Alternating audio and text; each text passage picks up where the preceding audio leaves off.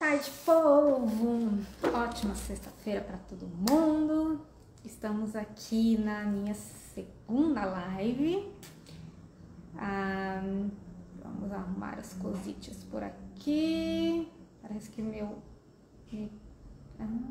agora sim. Agora meu fone está conectado devidamente. Bom, estamos aqui na segunda live, no segundo episódio do Insight da semana. Hoje falando um pouquinho de algo que aconteceu há alguns dias em um atendimento, né? Aquela famosa, mas doutora, nem a minha cervejinha não vou poder tomar, então vamos conversar um pouco sobre isso, né? Eu acho importante trazer essa conversa, e é uma conversa não sobre cerveja, mas sobre hábitos, tá?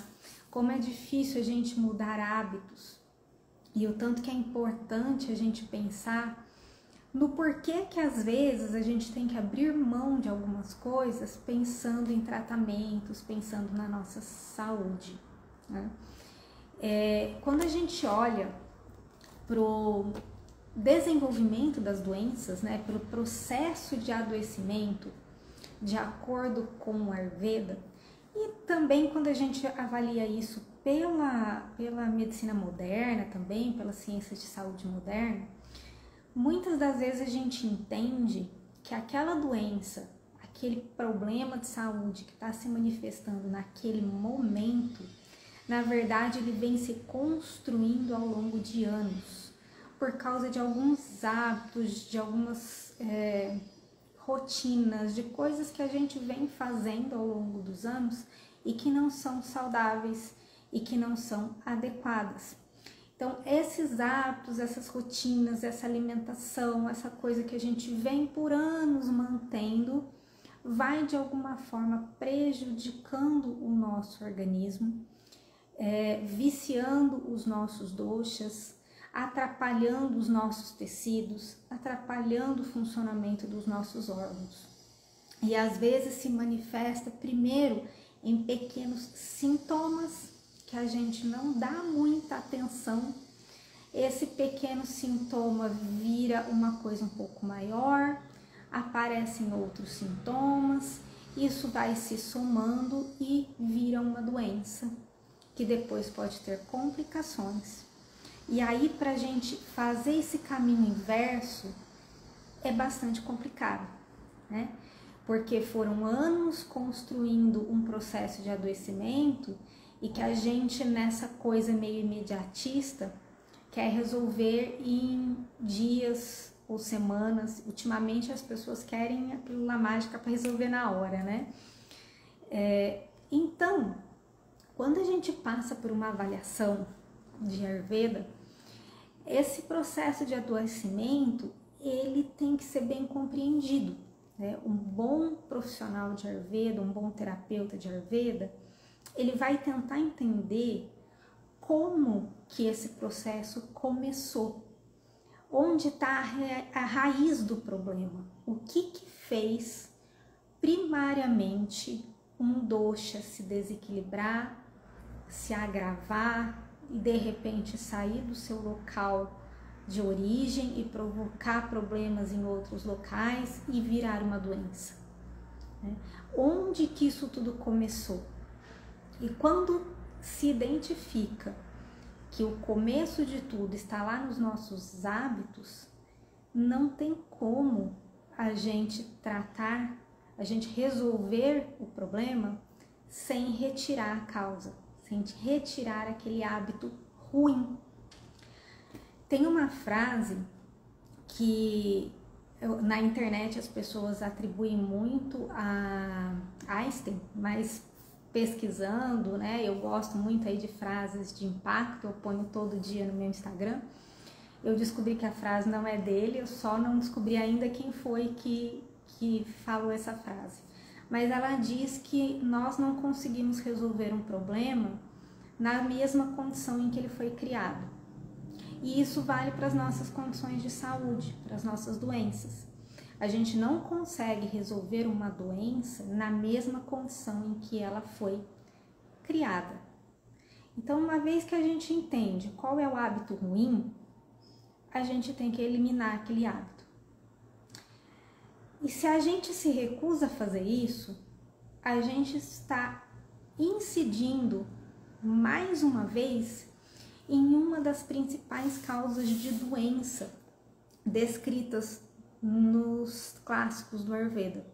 Existem algumas causas de doenças que são descritas, mas tem uma que é bastante importante. E eu vou ler aqui do meu Charaka. Peguei aqui para vocês o Charaka Samhita. Eu vou ler um trechinho do Indriya Stana. Indriya Stana, que é... Stana é capítulo, aliás, Stana é o volume, né? Eu vou pegar aqui no capítulo... Pegar a referência direitinho, porque depois, se você quiser procurar no seu Charaka, que às vezes é diferente do meu, né, você consegue pegar o capítulo certinho e o verso correto, tá? Então, é o Indriya Stana, capítulo 1, dos versos de 102 a 108. Olha o que o Charaka coloca pra gente.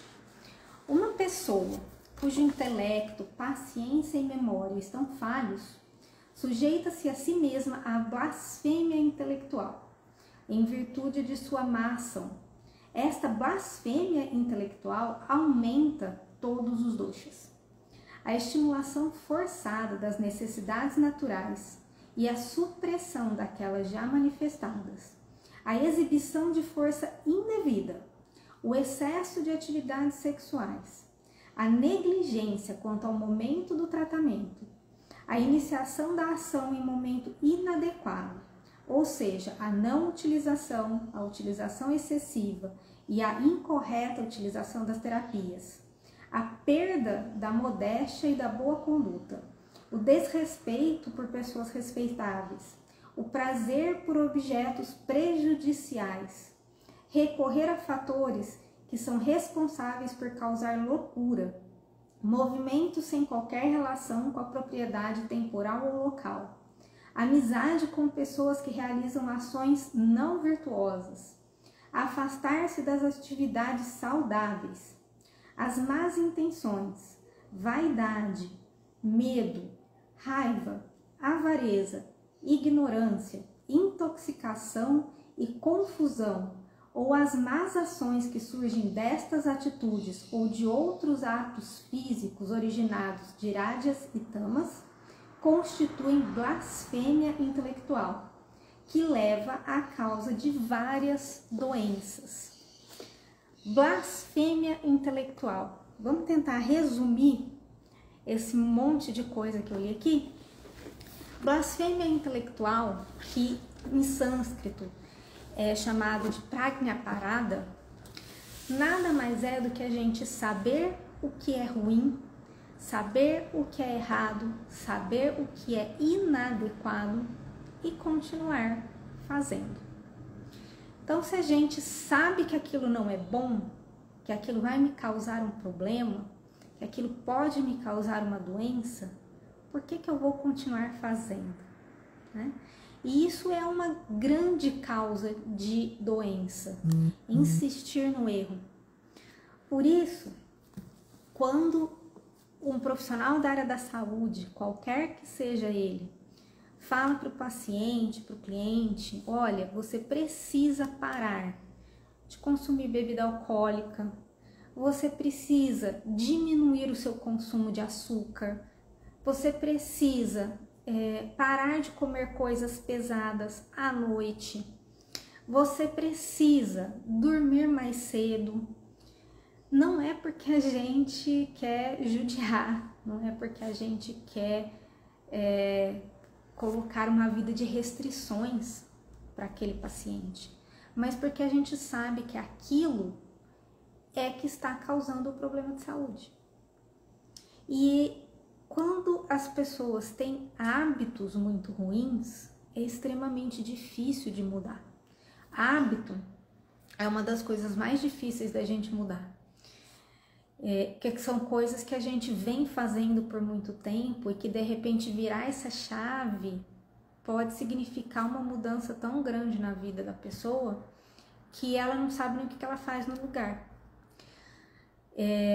Eu tive uma paciente uma vez que eu falei para ela o seguinte: nós vamos tirar por um tempo os seus alimentos de digestão pesada, porque a principal queixa dela era um refluxo e uma gastrite, né, uma queimação gástrica. Então a gente fez todo um processo de langana e na sequência dessa langana eu tirei os alimentos pesados para ela poder melhorar esse processo digestivo e reduzir o refluxo. E ela quase surtou a hora que eu falei para ela: você tem que comer pelo menos 2 horas antes de deitar, e nessa sua refeição da noite você não vai consumir nada de origem animal. Ela: como assim, doutora? Minha refeição da noite é um bife com salada, com arroz e feijão. Porque se eu não for comer meu bife, o que eu vou comer? Tem tanta coisa que dá pra gente comer à noite, dá pra comer até esse mesmo pratinho sem o bife, né? Capricha mais nos legumes cozidos, que são até mais leves para digestão, e come um pouquinho mais cedo. Não, mas não tem jeito, como é que eu vou comer mais cedo? Eu tenho que comer às 9 horas, porque a nossa rotina da casa, a rotina, o hábito, é tão difícil a gente mudar a rotina e o hábito, mas aí a gente tem que parar para pensar: por que sempre foi assim? Qual o motivo de sempre ter sido assim? E por que é tão difícil de mudar? Se a gente pensa que é para melhorar a saúde, que é para parar de ter um sintoma que está incomodando, que está causando um problema. Ela estava com queimação das cordas vocais, ela estava com algumas alterações em laringoscopia das cordas vocais por causa do refluxo. É tão difícil assim adiantar 1 horinha a janta e tirar o bife para melhorar a condição de saúde, né? Então é um processo que a gente tem que conversar com o paciente. E quando eu coloquei o título dessa live, Mas Nem a Minha Cervejinha, foi uma provocação, porque é difícil as pessoas entenderem que aquilo que a gente faz todo final de semana não é uma coisa esporádica, não é uma coisa de vez em quando, é uma rotina, é um hábito. Se eu chego no final de semana e eu não sei passar aquele final de semana sem tomar a minha cervejinha, é porque aquilo já é um hábito, não é uma coisa esporádica. E se aquela cervejinha está causando um problema, ela precisa sair desse final de semana. A paciente que me perguntou, né, mas por que eu não posso tomar minha cervejinha nem aos sábados mais? Foi uma paciente que estava com uma esteatose hepática grau 3. A esteatose hepática é aquilo que a gente popularmente chama de gordura no fígado, né? Então ela estava com gordura no fígado já num nível avançado, e a gente sabe que gordura no fígado não é uma coisa aleatória, não é uma bobeirinha. Pode levar a problemas graves, pode inclusive levar a cirrose e posteriormente até um câncer de fígado. Então eu precisava tirar dessa paciente qualquer coisa que estivesse prejudicando o fígado dela. Quando a gente fala de cerveja, a gente se preocupa com o álcool, né? E o álcool, os textos do Ayurveda até colocam pra gente que o álcool é considerado um veneno. A forma como ele age no nosso corpo, ele atinge os nossos tecidos de uma forma super rápida, ele tem uma ação muito penetrante, ele provoca efeitos imediatos, então ele é considerado um veneno. Em algumas situações, com preparações específicas, a gente até usa o álcool como uma forma de tratamento, porque ele vai ser um veículo para fazer com que o meu remédio, a minha planta, chegue mais rapidamente onde eu quero. Mas esse álcool que a gente usa de forma recreativa, ele é um veneno, né? Então ele chega no fígado de uma forma muito rápida. E quando a gente olha para os nossos conceitos mais modernos, a cerveja tem vários problemas, né? Porque o álcool, quando ele é metabolizado no nosso organismo, ele vira açúcar e gordura e vai se depositar no fígado. Além disso, a cerveja tem outros componentes que também viram gordura, triglicérides e também açúcar, glicose, né? A gente tem a cevada, a gente tem o lúpulo, a gente tem o malte, que naquela fermentação do processo de produção da cerveja, quando a gente ingere, tudo isso vira açúcar e gordura e vai se armazenar, lá no nosso fígado. Então, a cerveja tem muito problema para quem tem esteatose hepática, para quem tem gordura no fígado.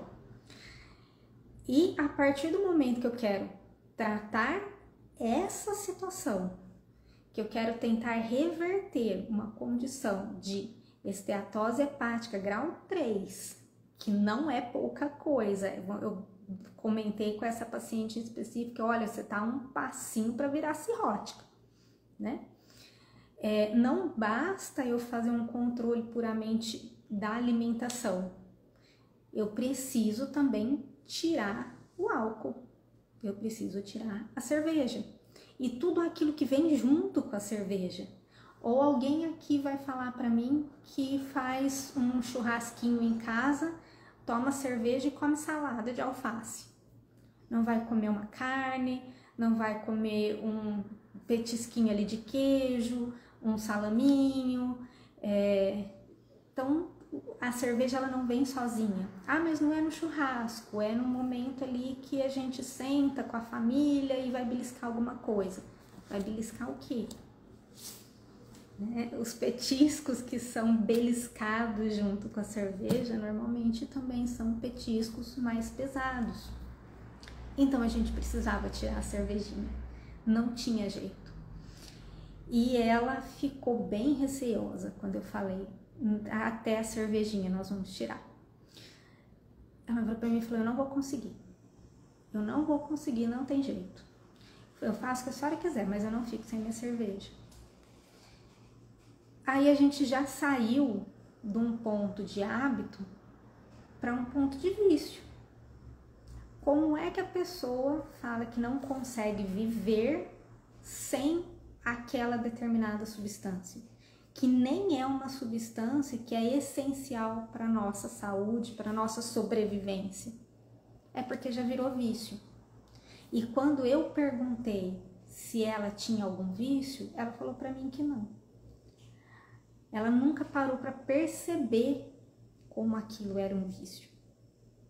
Porque se a gente não consegue ficar sem, é porque já está dominando os nossos sentidos. E ela sabe que faz mal, porque durante a nossa conversa, ela ainda falou, doutor, eu sei que não é saudável para mim, mas eu gostaria muito que você me desse todas as outras alternativas para que isso ficasse. Não tem jeito, infelizmente não tem jeito. Voltando ao conceito de pragna parada, que é a blasfêmia intelectual, que é o erro intelectual, a partir do momento que a gente reconhece que aquilo faz mal, a gente querer conscientemente manter aquilo, é de uma certa forma a gente falar que a gente quer manter a doença.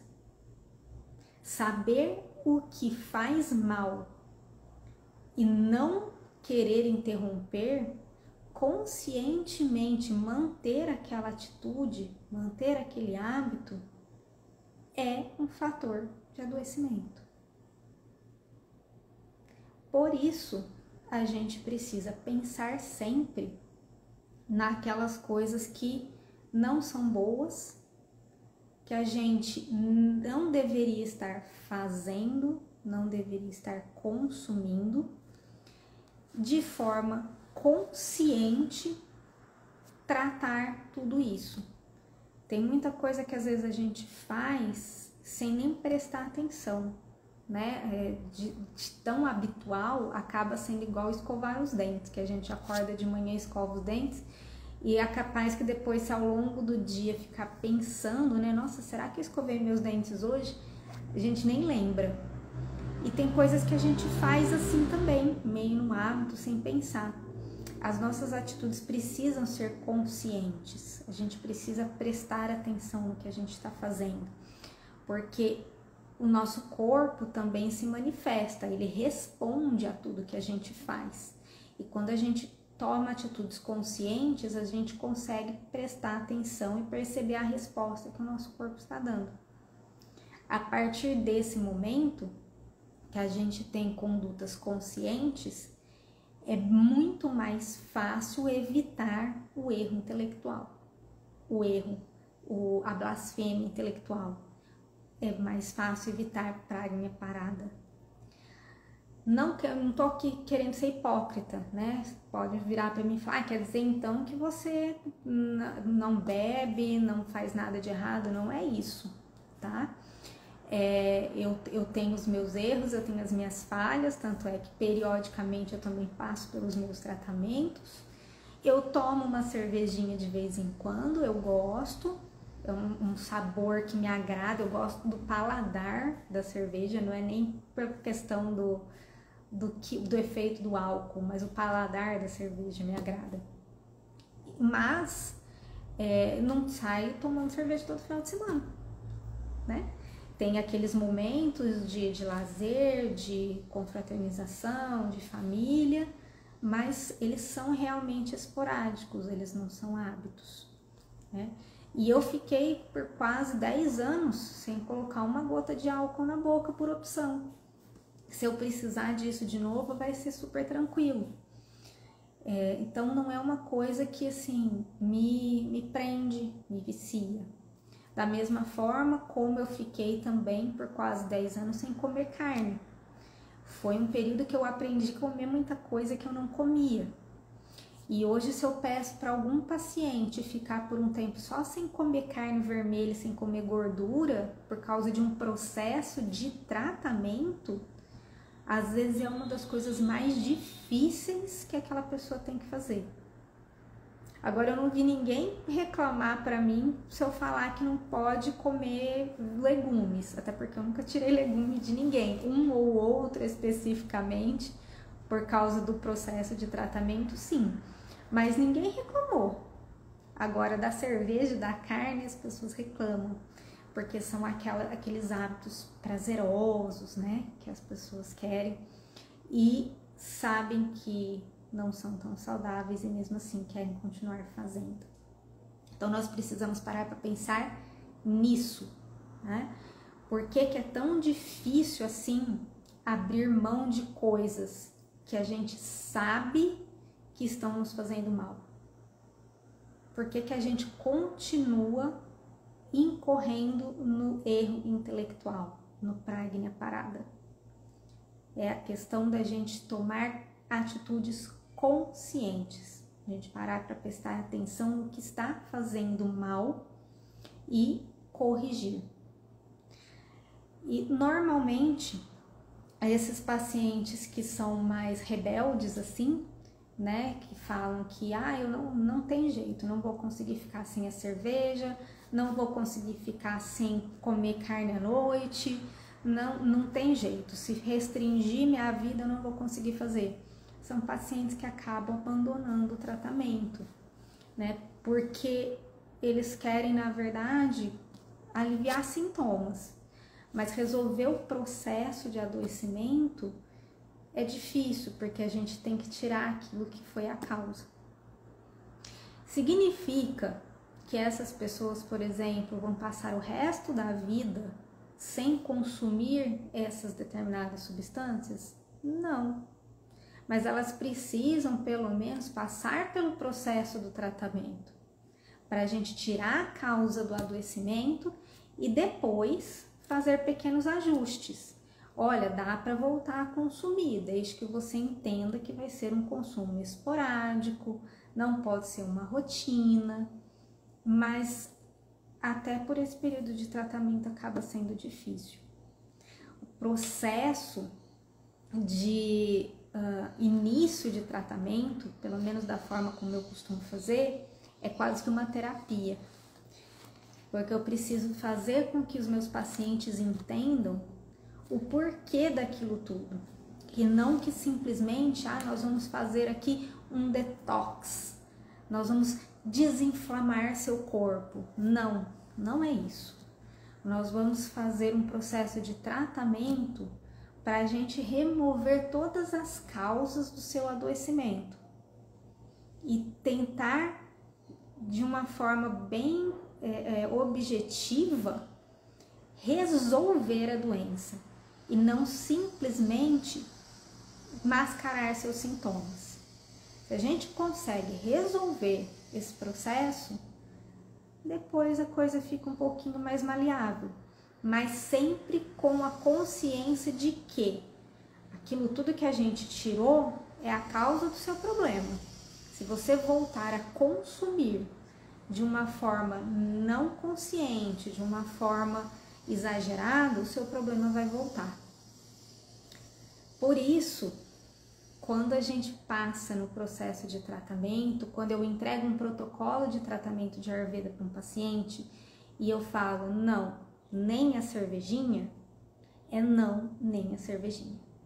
E não dá para ser maleável no processo de tratamento. Tem que ser uma escolha. Tem uma outra frase que eu gosto muito e que eu não sei de quem é, que diz que a gente não consegue tratar a pessoa que não quer ser tratada. Então, o processo de tratamento ele tem que ser uma escolha do paciente, porque a gente não consegue fazer pelo paciente, ok? Então, hoje o assunto não era cerveja, mas sim erro intelectual. Por que que a gente insiste em manter hábitos que fazem mal para a nossa saúde? Vamos pensar um pouquinho nisso, ok? Nos vemos de novo em uma semana, provavelmente nesse mesmo bate-horário. Até mais, gente!